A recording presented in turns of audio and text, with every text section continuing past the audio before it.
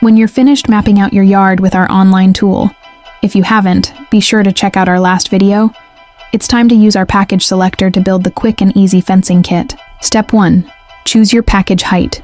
Step 2. Enter the length based on your estimate from the mapping tool. Step 3.